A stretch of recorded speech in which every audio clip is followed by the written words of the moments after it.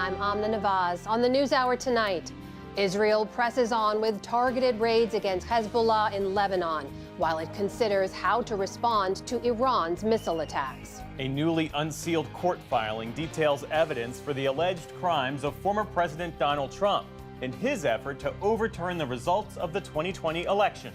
Tim Walz and J.D. Vance spar on the debate stage. We break down how the candidates' performances play into the larger presidential race.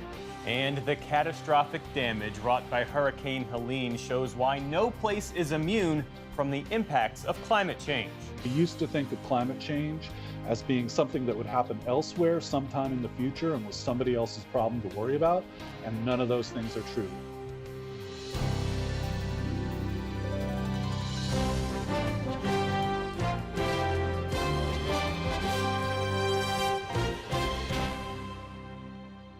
Major funding for the PBS News Hour has been provided by Consumer Cellular. This is Sam. How may I help you? This is a pocket dial. Well, somebody's pocket. Thought I'd let you know that with Consumer Cellular, you get nationwide coverage with no contract. That's kind of our thing. have a nice day. A successful business owner sells his company and restores his father's historic jazz club with his son. A Raymond James financial advisor gets to know you, your passions, and the way you bring people together. Life well planned.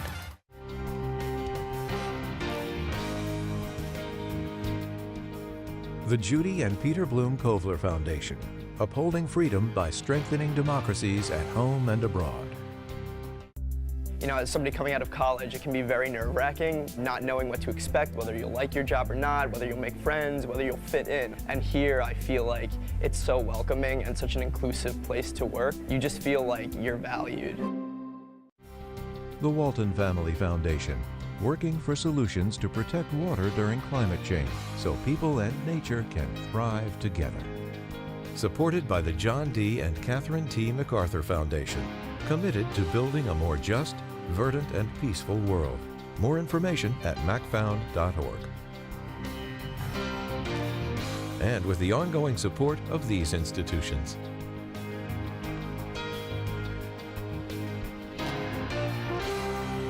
This program was made possible by the Corporation for Public Broadcasting and by contributions to your PBS station from viewers like you.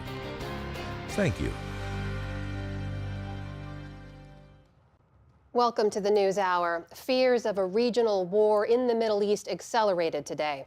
Iran is bracing for an Israeli response to yesterday's unprecedented ballistic missile barrage against Israel. In Lebanon, Israeli forces have suffered significant losses as their ground invasion targeting Hezbollah militants pressed on today. 8 soldiers were killed in combat, and Israel continued its bombardment both of Lebanon and Gaza, killing dozens. We have Nick Schifrin in Tel Aviv tonight and Layla Molana Allen in Beirut, and that's where we start our coverage. War in the skies, and now on land too. Israel's first full-scale ground incursion into Lebanon for nearly 2 decades on Monday night met little resistance. Today, a different story. IDF soldiers crossed barely half a mile into Lebanese territory when they were ambushed by Hezbollah fighters. I would like to send my condolences from the bottom of my heart to the families of our heroes who fell today in Lebanon. We're in the middle of a tough war against Iran's axis of evil, which seeks to destroy us. This will not happen. Hezbollah is keen to show it remains ready to fight, despite crippling attacks on its leadership and communications network. The group has been preparing for this war for years and says most of its weapons stocks are still intact.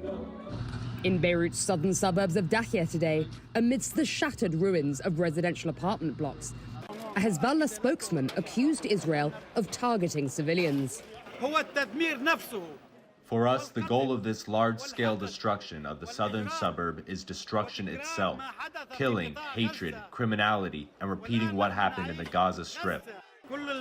All the civilian buildings that were bombed in the suburb in the last week are purely civilian buildings inhabited by Lebanese civilians. Nearly 2,000 people have now been killed here in just 10 days. Last night, as Iran launched its largest ever missile assault on Israel, The air was thick with foreboding in Beirut. Iran awaits Israel's response, but the retaliation in Lebanon was swift. As another day of devastating Israeli airstrikes leaves dozens more dead and many thousands more homeless, people here in Lebanon wait in fear to see what the next stage of this escalating regional conflict will bring. For the PBS News Hour, I'm Layla Milana Allen on Lebanon's southern coast. I'm Nick Schifrin in Israel, where today those Iranian ballistic missiles became tourist traps. In the southern Negev desert, the fuselage of a missile that can carry a 1,600-pound payload caused no damage. A U.S. official tells PBS NewsHour Iran tried to destroy its targets, but largely missed, and its missiles suffered a significant failure rate. One of the targets was the Tel Nof airbase, where today Israel's top officer delivered this threat. We will respond. We know how to locate important targets. We know how to strike with precision and power. What important means, Israeli officials won't say publicly. One official briefed on the matter told PBS NewsHour that Israel could target Iran's economy and not its nuclear sites, a target that President Biden today opposed. They have a right to respond, but they should respond in proportion. But U.S. officials believe the Israeli government feels less restrained since they killed Hezbollah leader Hassan Nasrallah. In Gaza, residents feel there's no restraint. And today marked the death of Jude, who just started his life. This war spares no one, not the daughter who today lost her mother, or the mother too shocked to realize she'd lost her son. Gazan health authorities say in the last day, 70 were killed by Israeli airstrikes. Israel says it struck multiple UN shelters used by Hamas as command and control. Another Gazan laid to rest today, 38-year-old Sameh al-Asali, a resident of the occupied West Bank, and the only person known killed by Iran's massive missile attack. As for Israel's response, U.S. officials tell me tonight they hope it's calibrated to allow Israel a military reply, but one that falls short of inspiring Iran to launch another round of missile attacks. For the PBS NewsHour, I'm Nick Schifrin in Tel Aviv.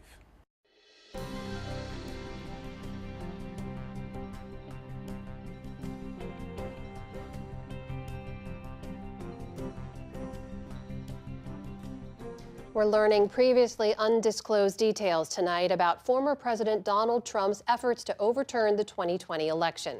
A newly unsealed 165-page court filing from the Department of Justice argues the former president should still face trial even after the U.S. Supreme Court ruled presidents have immunity for official acts.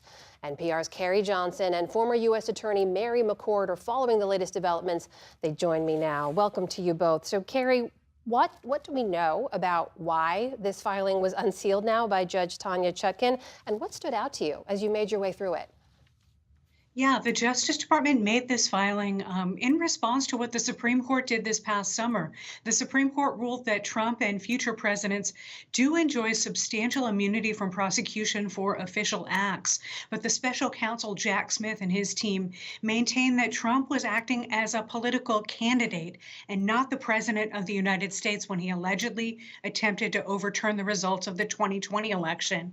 And this court filing today was filed under seal a short while ago. There's been some back and forth about how much the public should be able to see. And just this afternoon, Judge Tanya Chutkan mostly sided with prosecutors and released this filing with some redactions. There are some new details in here based on grand jury testimony and notes that people like former Vice President Mike Pence took about his interactions with former President Donald Trump. There's some really interesting mentions of notes that Pence took about this all being up to Pence in the later part of 2020 and early 2021 as people prepare to count the electoral votes on January 6th. And there's some new detail from prosecutors who maintain that Trump himself was in the dining room near the Oval Office tweeting on January 6th as Mike Pence was in danger from rioters in the Capitol. And Trump allegedly said to an aide who asked him about all this, so what? So there's a lot of new color and vivid detail about Trump's alleged actions and his state of mind and his knowledge in those waning weeks of 2020 and early 2021. Mary, we knew this was an argument that Jack Smith was going to lay out, saying even though Trump was holding the official office of president, his scheme, as he writes in the filing, quote, was a fundamentally private one. Just broadly speaking, how does he make that case here, and how compelling a case is that? He goes through all of the different facets of the scheme, you know, the pressure on state legislatures, the pressure on his own vice president, the efforts to orchestrate the fraudulent elector scheme, and his comments not only at the ellipse on the morning of January 6th, but in the lead up to that, including public speeches and tweets. And Jack Smith emphasizes at every step how many private actors, private attorneys and advisors, including some of his co-conspirators, were involved in so many of these efforts. He also makes the point about there not being executive branch officials involved in these various efforts. And he also adds, I think, some really interesting details to go to Carrie's point about showing his capacity as a candidate. He adds details about when he is pressuring state legislatures, for example, and state government officials, he is, for one, only pressuring Republicans. He never calls, for example, the Michigan Democratic governor or secretary of state to complain about election fraud. He only pressures Republicans. And in those states that are led by Democrats, he instead pressures state legislatures. He constantly refers only to his own race when he talks about fraud in the election, and never to the election more generally. So, in other words, claims of election integrity you would expect to be calling into question a number of different facets of the election, but instead he focused only on himself. So Jack Smith really does paint quite a vivid picture throughout not only the first part of this motion, which includes this extensive factual recitation, but particularly in his legal analysis and his application of the law that the Supreme Court laid down in Trump v. United States to the facts of this case. Carrie, I want to underscore here that moment you briefly mentioned about Mr. Trump's reaction to learning that his vice president had been taken to a secure location. Here is what is actually written out in the filing related to that. Jack Smith writes that upon receiving a phone call alerting him Pence had been taken to a secure location, a redacted person rushed to the dining room to inform the defendants in hopes the defendant would take action to ensure Pence's safety.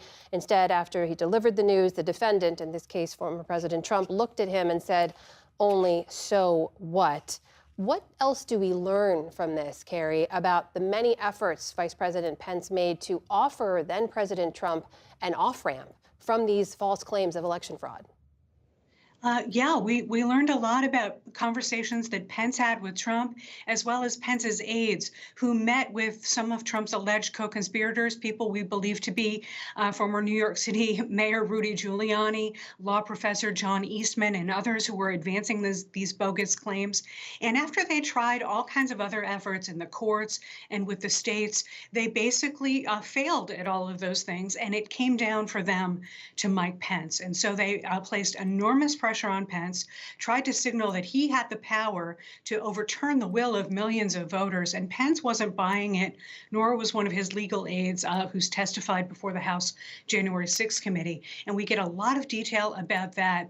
Pence basically says to Trump, why don't you try again? Sit this one out. You can try again in 2024. And Trump and his top aides were just not having it. In fact, Trump called Pence on January 5th and the morning of January 6th, asked him to be tough. And Pence was under enormous pressure, as we saw in that period, but still he held firm and refused to go along with this alleged scheme. Mary, there are some newly disclosed details in here, some newly confirmed details. Much of it was also known from the results of the January 6th hearings. But the big question is now what? What kind of impact will this filing have on the case moving forward?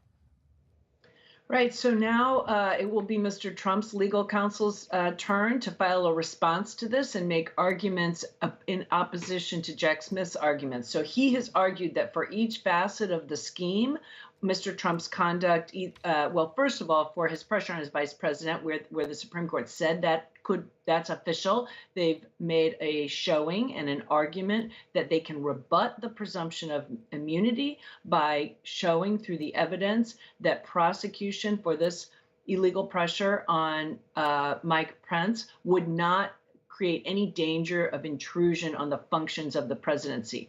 For every other category, he argues the acts are private and not official, and even if the court were to find they were official, again, he can rebut the presumption of immunity by showing prosecution would have no danger of intrusion on the functions of the presidency. And this is something that Justice Amy Coney Barrett, in her concurring opinion, she pointed out some areas that she thought were private and said if she had, she thought the majority should have said so in its opinion, and some areas where she thought the presumption was rebutted.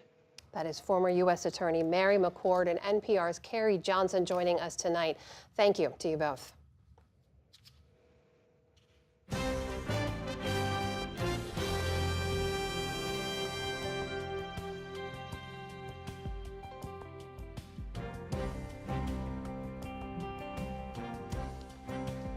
With little more than a month to go, the Republican and Democratic presidential campaigns are dialing in on key swing states. And for the first and only time, vice presidential candidates Senator J.D. Vance and Governor Tim Walz squared off on the debate stage. Lisa Desjardins has this report.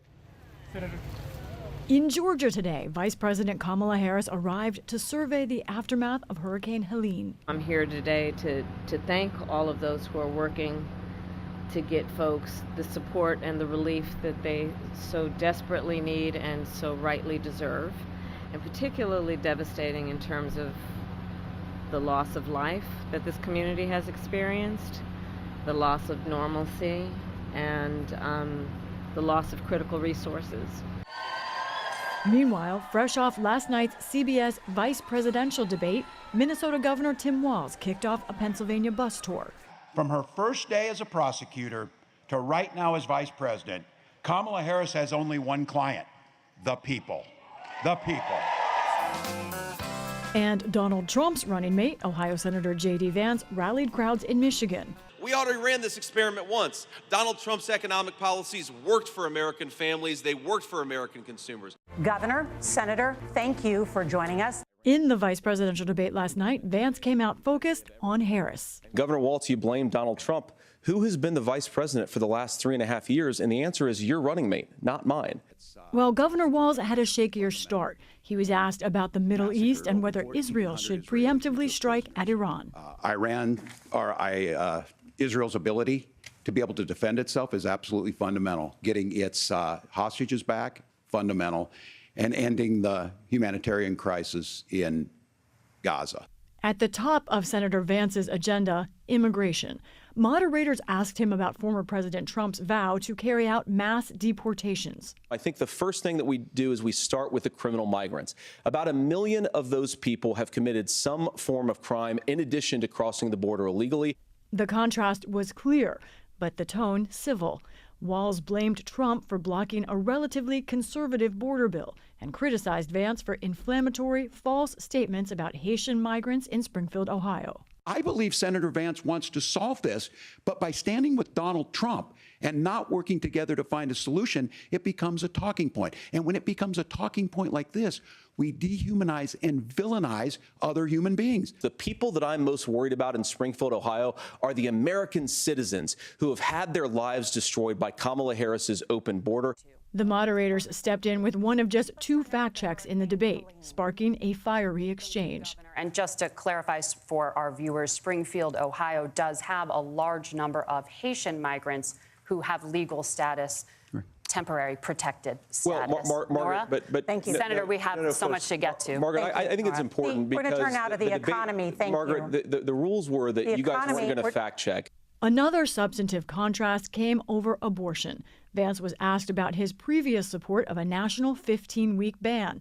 He called it a national standard and pivoted to say Republicans have to do better in explaining their position. As a Republican who proudly wants to protect innocent life in this country, who proudly wants to protect the vulnerable, is that my party, we've got to do so much better of a job at earning the American people's trust back on this issue where they frankly just don't trust us. And I think that's one of the things that Donald Trump and I are endeavoring to do. I want us as a Republican Party to be pro-family in the fullest sense of the word. But Walz found his footing and blasted Vance's words as masking a GOP that he sees as oppressing women's rights. How can we as a nation say that your life and your rights, as basic as the right to control your own body, is determined on geography? Donald Trump is trying to figure out how to get the political right of this. I agree with a lot of what Senator Vance said about what's happening. His running mate, though, does not, and that's the problem. The debate was often substantive and notably more congenial than past face-offs, ending on a question and key exchange about democracy. Vance in the past has said he would have tried to block the 2020 results. He was asked if he would challenge election results this year if he loses. Look, what President Trump has said is that there were problems in 2020, and my own belief is that we should fight about those issues, debate those issues peacefully in the public square, and that's all I've said, and that's all that Donald Trump has said. But Walz criticized Vance for not acknowledging the election results and Trump's relationship to the January 6th Capitol riot. This is one that we are miles apart on. This was a threat to our democracy in a way that we had not seen. And it manifested itself because of Donald Trump's inability to say. He is still saying he didn't lose the election. I would just ask that. Did he lose the 2020 election? Tim, I'm focused on the future. Did Kamala Harris censor Americans from speaking their mind in the wake of the 2020 COVID situation? That is a damning non-answer. Elsewhere, at a Wisconsin news conference last night, Trump himself also had a telling non-answer to the same question. Do you trust the process this time around? I'll let you know in about 33 days. Closing in on 1 month left, and still many questions about how this ends. For the PBS News Hour, I'm Lisa Desjardins.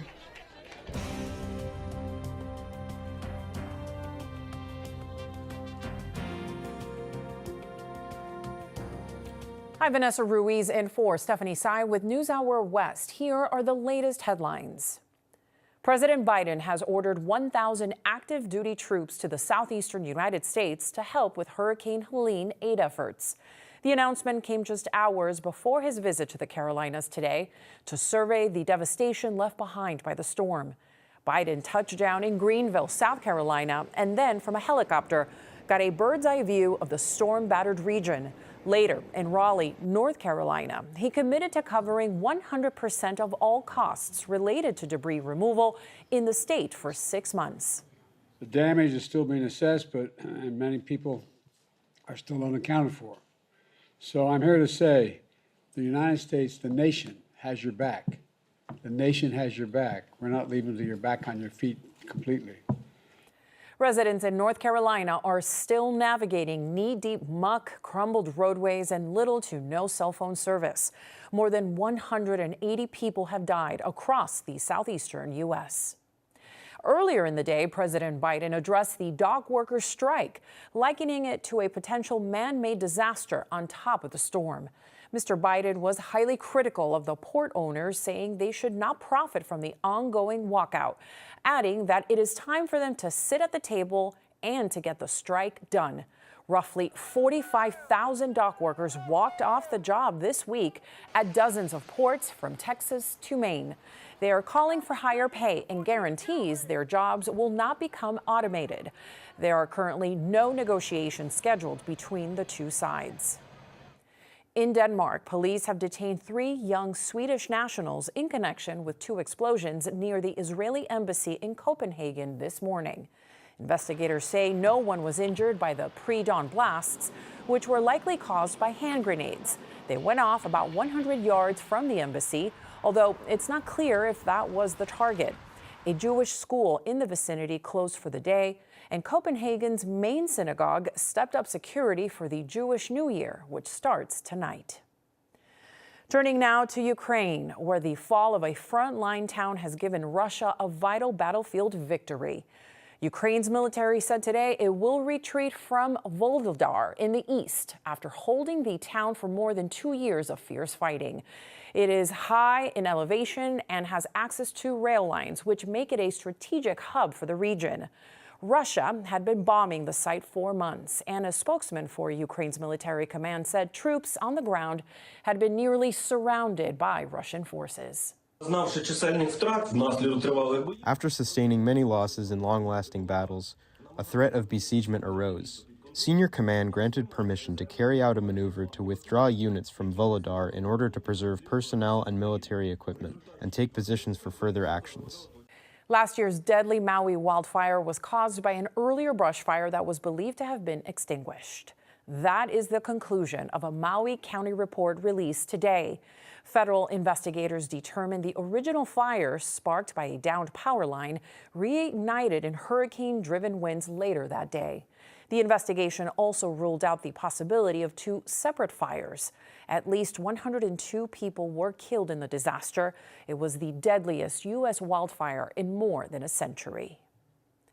The CIA is trying to make it easier for potential informants to share tips, especially in places like North Korea, Iran, and China. The agency rolled out an online drive today with instructions in Korean, Farsi, and Mandarin on ways people can contact U.S. intelligence officials without putting themselves in danger. That includes using virtual private networks or VPNs and private web browsers. The CIA posted similar instructions in Russia 2 years ago after the Ukraine invasion.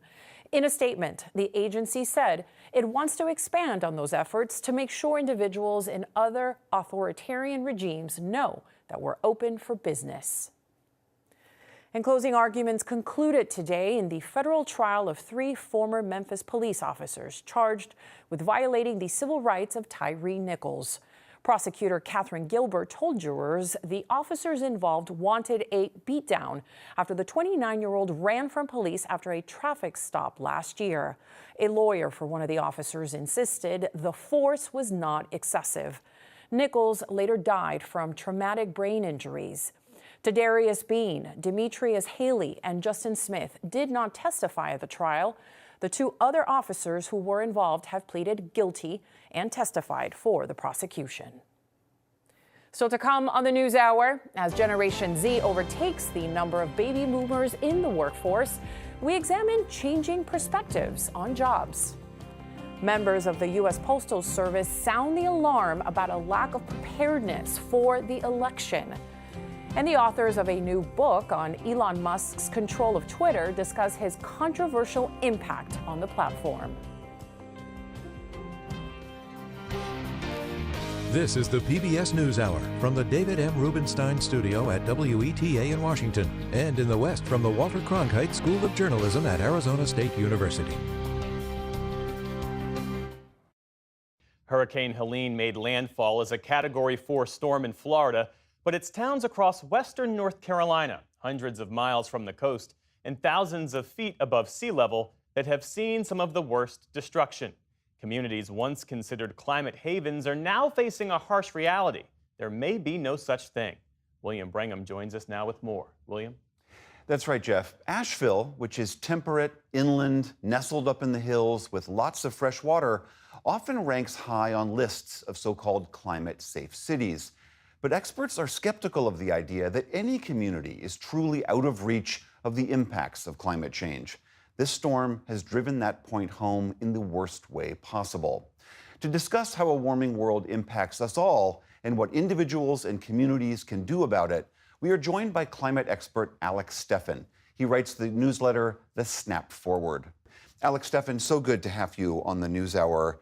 I mean, as I mentioned, Asheville for years has had this reputation as a haven, a place you could go to live a safe life in the woods and in the hills, insulated in some way from climate change. What does this storm tell us about that conceit?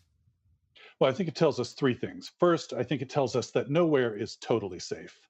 And second, I think it tells us that while there are places that are relatively safe compared to others, even those relatively safe places can have a tragic disaster. And that means, the third thing, that we all have to be thinking in our own lives, in our own communities, about how we're going to prepare for what's coming and ensure that we have the best chances. As you mentioned, some places are more resilient than others and potentially more protected than others. But do you think it's even a wrong question for people to be thinking about moving to a place that is, quote unquote, safe from climate change? Well, the way I like to talk about it when I teach classes and do talks is that the thing we want to think about most is moving away from risk. There are places that we know for sure have very high and rising risks. There are places that have fewer risks. And I think that if you live in a really dangerous, vulnerable place, moving is, in fact, probably the best thing you can do. And I think millions of people in America will be moving over the next couple decades. I mean, as you're talking, I'm thinking about, apart from the human toll that these disasters cause, there are so many embedded assumptions made in where we live. The houses people buy, the mortgages that banks give, the businesses that are bought and run. I mean, it seems those places, those are all done with an assumption of certainty, and this seems to call all of that into question. Absolutely. We built these great lives for the needs we had in the past, and we have, thriving communities, and folks have homes, and we have businesses and infrastructure that were all built for how the world worked a couple decades ago. But the world doesn't work that way anymore. So there's been a discontinuity. What we're used to thinking about, what we thought we knew, how we act, and our expertise, all that is up in the air now, because now we need to think and act in new ways. That's a really hard thing for people to get their heads around. Right. In fact, the data, I think, indicates that people, rather than doing what you're suggesting, moving away from risk, are in fact moving into risk. They may not be doing it intentionally, but they're moving to areas that we know are more and more dangerous. What should individuals do to try to make an assessment about smart moving if they're going to do so? Well, at the very basic level, we should be looking to resources like the FEMA risk maps that exist, and making sure that we're not moving right into the jaws of harm. But at a larger level, we need to be thinking on a broader scale and understanding that each person's answers will be different based on their community, their politics, their race, their creed, and that each person also can balance different risks more capably.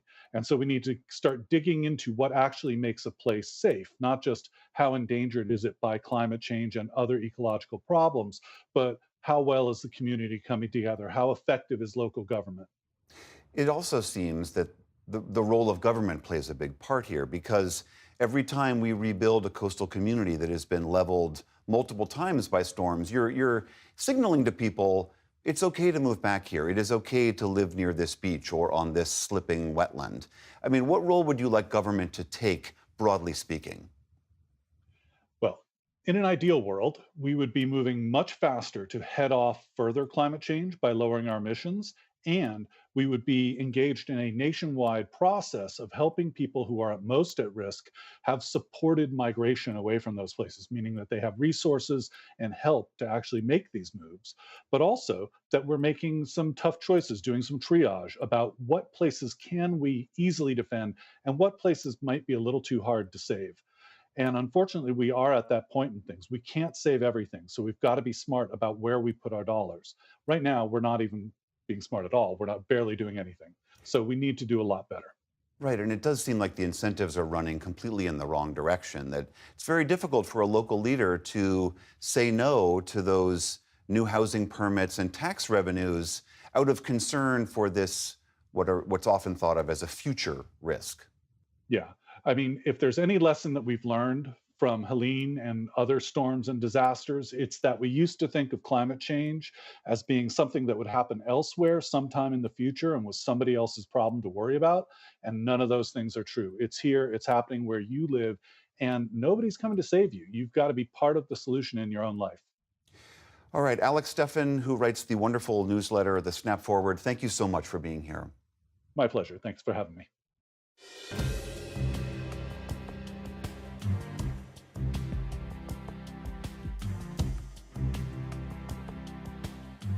This year, for the first time, members of Generation Z, those born after 1997, are expected to outnumber baby boomers in the workforce.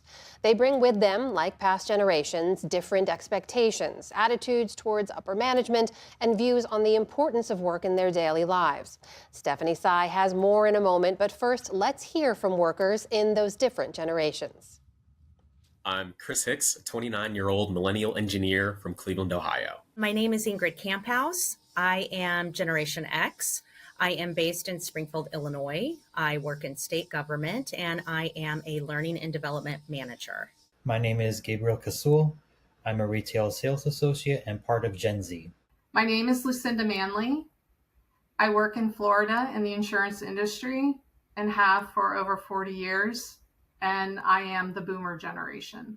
I would say for a good portion of my career, I did make work my identity. I am not proud of that. It would be to the point where I was working every evening, all the time on the weekends. There were many times where my partner would take the laptop out of my hands as we were in bed. I had to force myself to work within certain hours and then turn off my phone afterwards, right?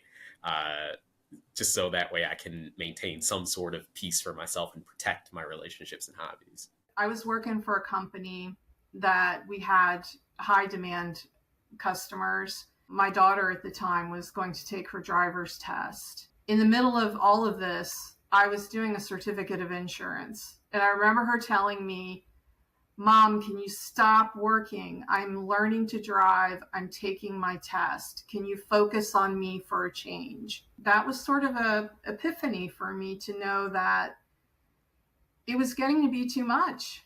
You know, the strong work ethic was actually ruling not just my life, but the life of my family. Gen Z is finally taking the stance on demanding what boundaries can be set, what rules should be followed. We're being asked to take on jobs of 3 to 4 different people, meet those expectations, and then exceed expectations, all while being paid the bare minimum. Quite frankly, me and my generation, we don't see that as a substantial way of living. People like to tout that they work 60, 70 hours a week, but we ask the question, what is that life? Is that really living? For me, there's never really been a reward for all the hard work. Don't get me wrong, I have a great job, but it never really came with the rewards that I thought, especially monetary rewards. Work supports my relationships. It supports my ability to go out and have lunch with my friends and visit family. So I work to live because those things are more important. This work is the foundation, and it feeds all the things that I need or that I really prioritize. What I wish I would have known starting my career is that my value as a person is not coupled to the work that I'm doing. Really what did it was onboarding the younger generation and really buying into the millennials, you know, where it's like, hey, 5 o'clock, I'm done, no weekends and all that. So I'm really taking a cue from that generation. Older generations will constantly say that we are lazy, we don't want to work, we just want handouts, when in reality, we want things to be fair, we want things to be acceptable. When it comes to pay, for example, the cost of living has gone up and companies are making record profits, and we're just not seeing that down at the bottom. For more, I'm joined by Kyla Scanlon, a writer and content creator that focuses on economics.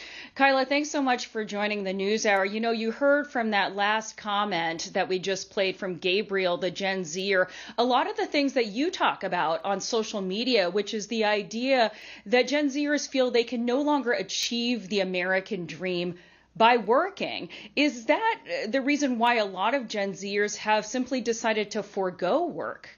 Yeah, I mean, I think Gen Z has had a tough go of it, you know, being essentially born into the tech bubble, growing up during the Great Recession, and then graduating or being in college during the pandemic. It's all quite difficult. And I think the relationship between the employer and the employee has deteriorated significantly over the past 25 years or so. And so a lot of Gen Zers look at the traditional 9-to-5 structure and they're like, that doesn't necessarily offer me what it maybe offered my parents or grandparents. So they seek out flexible work arrangements. They seek out, you know, maybe consulting or different types of freelancing work versus going after a more traditional corporate structure. You talk a lot about housing affordability as being part of that American dream. There has been some data in the past year that shows younger workers within Gen Z have actually seen about an 8% rise in wage growth. That's more than the overall population. Why isn't wage growth enough to offset those financial burdens that seem so keenly felt by Gen Zers? Yeah, I mean, I think housing definitely impacts pretty much everybody, not just Gen Z. But I think for a lot of Gen Zers, rent is definitely not as affordable as it used to be. Real wages have increased, so wages adjusted for inflation, but rent has increased much more. And that's sort of the foundation of how everyone experiences the economy is like where you live and how you have to pay for where you live. And so I think people look at the price of rent, they look at the price of gas, they look at the price of food, they just look at the inflation that we've experienced over the past few years, and it's sometimes just not enough to even make those real wage gains worth it. It goes back to a term that I believe you coined, which is vibe session. The feeling that there's a vibe that we're in a recession, even though the economy is not in that place. You attribute that to housing. What are the vibes now, especially as we head into an election? Yeah, so the vibe session is that disconnect between consumer sentiment and economic data. And a lot of it is structural affordability, like housing. It's also the cost of childcare, elder care, these things that are economically quite painful, but don't necessarily show up in traditional economic measurements, like GDP, et cetera. They're things that are kind of these hidden costs that people experience. There's also the media sentiment that drives a lot of how people feel about their economic circumstances. Media sentiment has trended negative for a long time, and that's just unfortunately the business model in a lot of cases. And so people are reading headlines that are quite negative, dealing with structural affordability problems, despite everyone being like, well, the economy is okay. And so there's a bit of a disconnect there. And I think especially for the younger generation, they get most of their news from social media, which definitely has a little bit of a clickbait phenomenon. And I think it really does drive how people experience economic circumstances. And then going into the election, that's also quite difficult because both candidates are trying to win. And so both candidates are saying things to win. And some of that can be confusing if you don't have a proper understanding of the economy. That is Kyla Scanlon, who focuses on the economy on her social media channels. Kyla, thanks so much for joining us with your insights. Thanks for having me.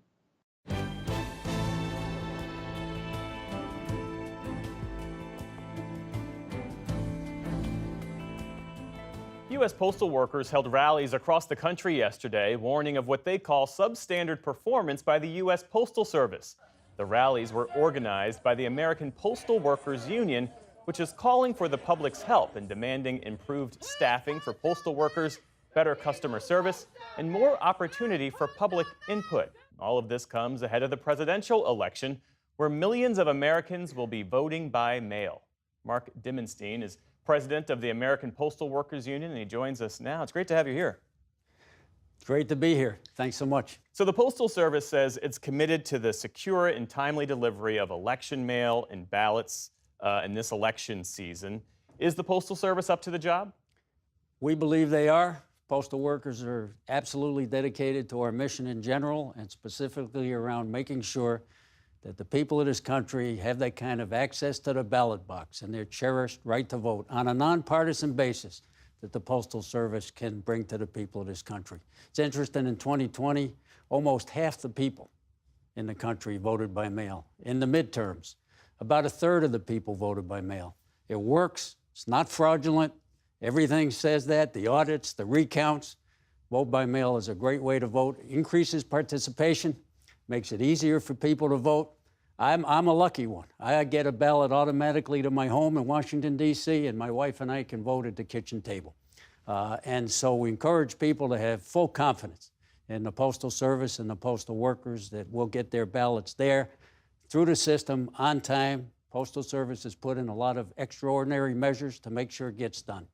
So the people of this country can have absolute trust and confidence in us that we'll be there just like we were in 2020 and 2022. Is the effort focused on election mail coming at the expense of the rest of the Postal Service?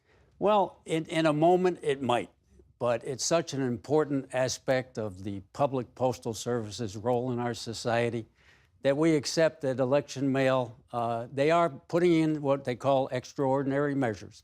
And some of those include moving election mail ahead of other mail. Those measures also include more overtime, more transportation, more clearing the election ballots. And that's all part of why we have the confidence, and the people of this country should have the confidence that we're going to come through. But we also are saying yesterday, part of our message yesterday, is as good as election mail is going to be, as important as it is, and as how much trust and confidence the people should have in it and will have in it, we want the people's mail to be treated that way every day of the year. Because however we choose to use the Postal Service, that's important to us as a postal customer and patron. So part of our message is trust election mail, we're confident, but let's make sure that postal management puts into place those kind of things that make sure people get this kind of service every day of the year. We need more staffing. For example, we can't serve the people of the country unless we have better staffing. We have 10,000 less postal clerks who we do represent now than we did a few years back, and we got tons and tons of more packages to move because that's part of the way the mail is changing. So there is a lot of work ahead of us to fix the problems, and management has to do that. I reached out to the U.S. Postal Service in advance of speaking with you, and they provided a statement, part of which reads this way. It says, "We are executing on strategies to pull together the people, technology, transportation, equipment, and facilities into a well-integrated and streamlined mail and package network." In your view, is the Postal Service investing in the workforce and the staff in a way that is sustainable? Maybe the verdict is still out on that. We accept, postal workers accept, our union accepts that the Postal Service is going through some needed change. The communication habits of the people of the country have fundamentally changed with the advent of the internet. Letter mail is down, still very important, but down. Packages are rising, and that may result in changes in transportation, changes in machines, changes in buildings, and so on. But along the way, while we accept the need for change, we want to make sure that that change is always improving service. And so far, the implementation of that change and some of the changes is actually going to slow down mail more. We're completely against that. We were out there yesterday standing with the people of the country for that prompt, reliable, and efficient service promised under the law. So there's some growing pains. We'll have to see where it ends up. Some of the things we've been advocating, the Postal Service has listened to. For instance, we believe that local mail that you mail in your area for your area, should stay in your area and not go on a truck ride 5 or 6 hours somewhere to come back. Postal management has begun to address some of those concerns, and there are other things like that. And we want everybody to be treated equally, whether you're in rural America, urban America, suburban America, and some of the plans that postal management is putting into place, we believe will punish particularly rural America.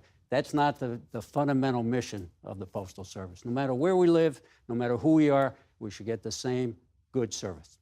Mark Dimmenstein, President of the American Postal Workers Union. Thanks for coming in. Appreciate it. Thank you.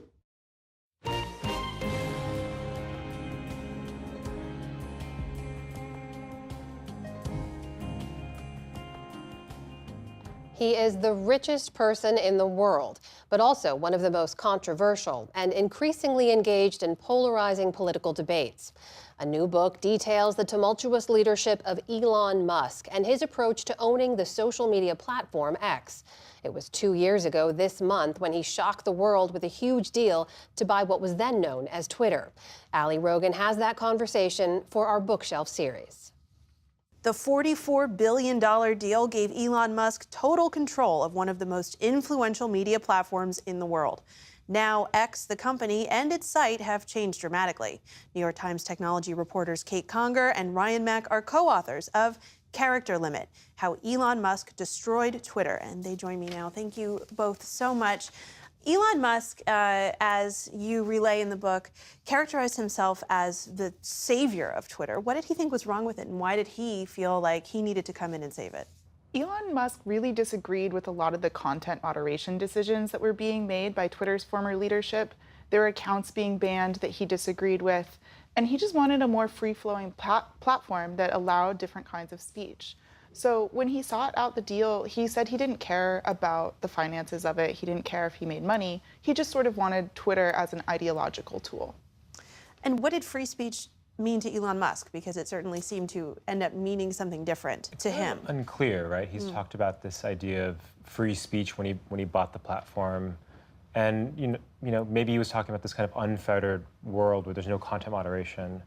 But he's also said, free speech to him means that he will abide by whatever local law Twitter is operating under.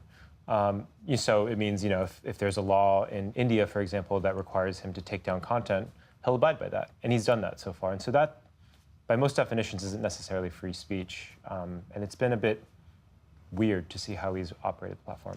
Morale at the company began to flag as soon as rumors of the deal came about. So walk us through how that went and how bad it got and how fast it went so bad. Yeah, I mean, when there were rumors of his takeover, a lot of people were concerned about layoffs and they were concerned about their jobs. There was subsets of people that were also excited about him coming in and changing things. Twitter wasn't a perfect place before the takeover either.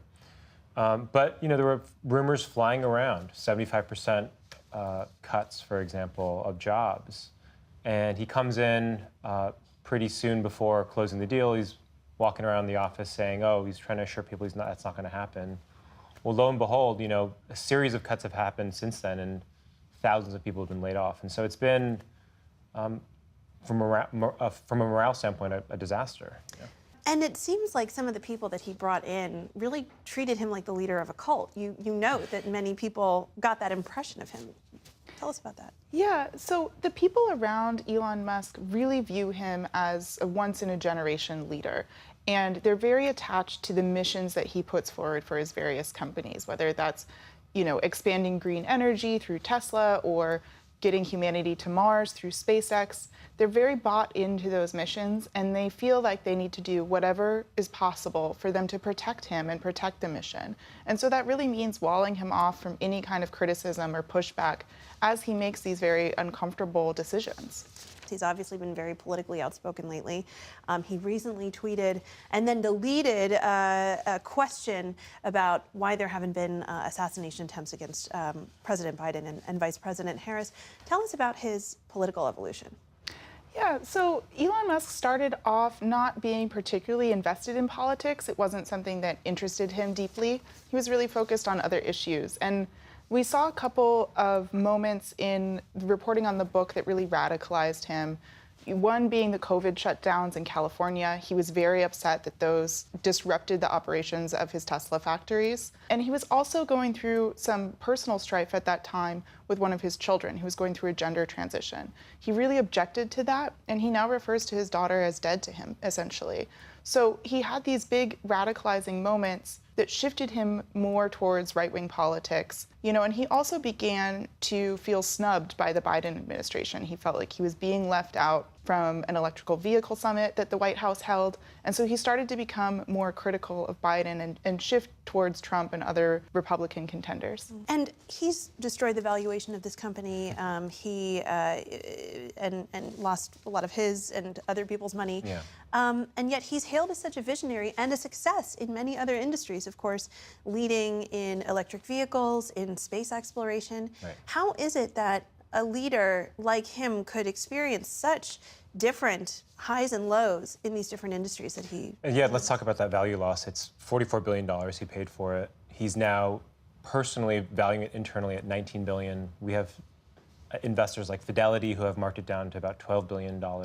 That's a massive loss in valuation. And I think there's a lesson to be learned here. This is someone, who has electrified cars. He has sent things into space, revolutionized those industries, no doubt. But just because you've done that doesn't necessarily make you an expert in running a social media company. And he came in with this hubris, this confidence that he could, run it better than anyone else. And he's learning the hard way.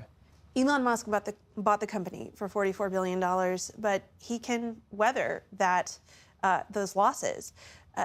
Did he get what he wanted here? I mean, did he succeed in what he set out to achieve with this acquisition? I think so. I think he really wanted control of the platform from an ideological perspective, and he's been able to do a lot of the things that he wanted to do, bringing back accounts that had been banned, like President Donald Trump's, for example, shooting himself to become the most followed account on the platform, becoming more and more popular and getting more engagement and attention there. So in a lot of ways, this has been very successful to him. I don't think that means he's not bothered by the financial losses. I think that is of great concern for him. The loans on this deal, he has to pay $1 billion in interest alone every year. So it is a financial pressure, even for someone as wealthy as him, and that may come to bear more and more in the company as we go forward. The book is Character Limit. Ryan Mack, Kate Conger, thank you both so much for coming in. Thank you so much for having us.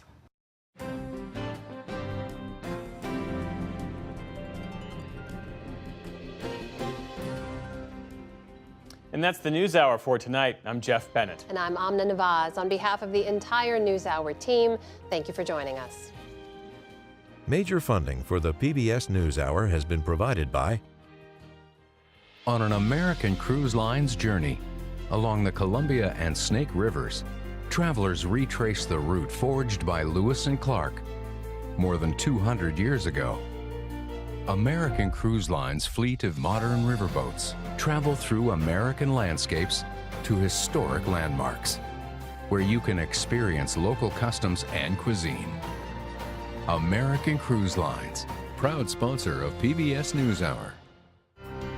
the ongoing support of these individuals and institutions, and friends of the NewsHour, including Jim and Nancy Bildner, and the Robert and Virginia Schiller Foundation. The Ford Foundation, working with visionaries on the front lines of social change worldwide. And with the ongoing support of these individuals and institutions.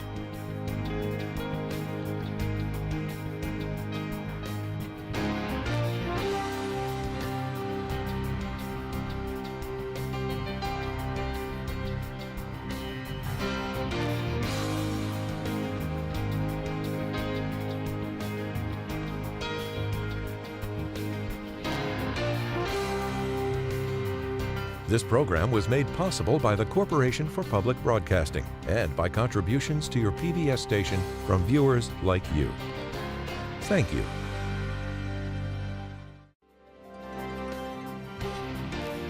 This is PBS NewsHour West from the David M. Rubenstein Studio at WETA in Washington and from our bureau at the Walter Cronkite School of Journalism at Arizona State University.